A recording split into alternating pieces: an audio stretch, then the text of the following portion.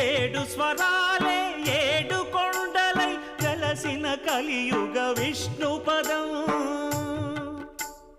అన్నమయ్య జననం ఇది అన్నమయ్య జననం ఇది అన్నమయ్య జననం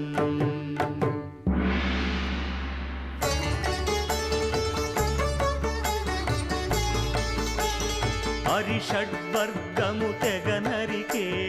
హరి ఖడ్గం ఇది నందకము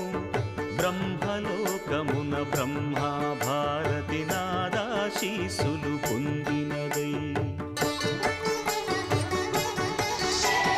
శివలోకమున చిద్విలాసమున ఘమరుధ్వనిలో గమకితమై దివ్య సభలలో